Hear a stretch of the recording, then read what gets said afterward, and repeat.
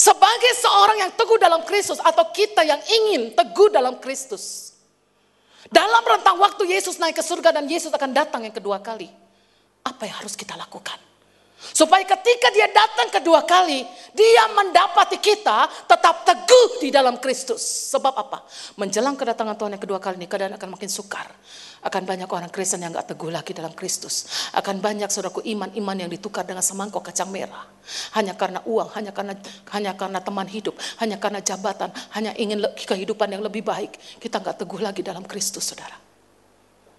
Yang ingin saya bahas di sini adalah, saudaraku, dikatakan Yesus yang telah turun, dia juga yang telah naik jauh lebih tinggi daripada semua langit. Maksudnya apa? Maksudnya apa? Yesus yang sudah naik jauh lebih tinggi dari semua langit. Maksud ayat ini adalah Yesus telah dimuliakan.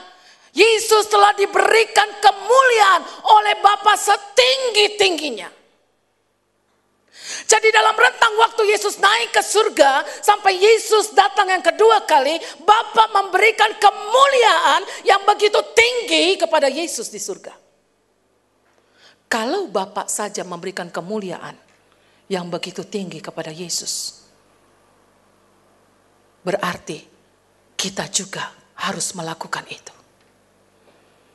Dalam rentang waktu Yesus naik ke surga dan Yesus datang yang kedua kali, kalau kita ingin menjadi orang Kristen yang teguh di dalam Kristus, apa yang harus kita lakukan? Dalam rentang waktu ini, dalam menantikan kedatangan Tuhan yang kedua kali ini, yang harus kita lakukan adalah berikanlah penyembahan yang paling tinggi kepada Yesus. Amin, saudara. Berikan high praises kepada dia yang paling tinggi. Sampai dia datang yang kedua kali. Kenapa? Sebab itu yang sedang dilakukan Bapa sekarang kepada Yesus. Dia memberikan kemuliaan, penyembahan. Dan kita yang mau teguh di dalam Kristus, kita pun harus melakukan hal yang sama.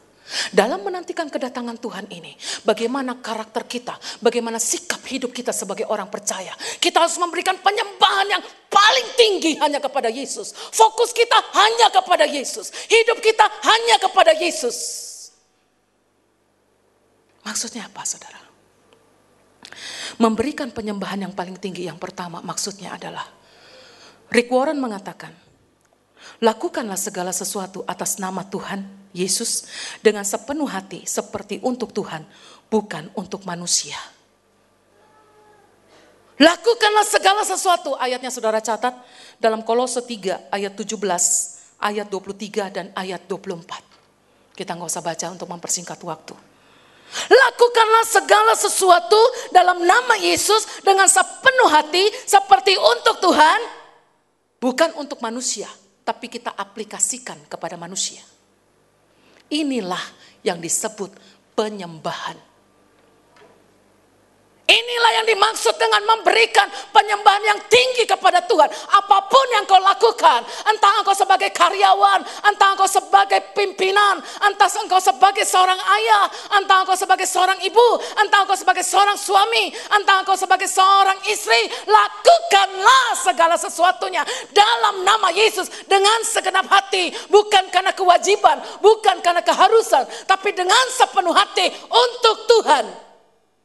Tapi diaplikasikan kepada manusia. Sebab apa yang kita lakukan kepada manusia, itu sama dengan kita lakukan kepada Tuhan. Jadi sekarang bukan waktunya lagi setengah-setengah. Melayani setengah-setengah. Menjadi suami setengah-setengah. Menjadi istri setengah-setengah. Tapi sekarang waktunya. Orang yang teguh dalam Kristus adalah orang yang sungguh-sungguh.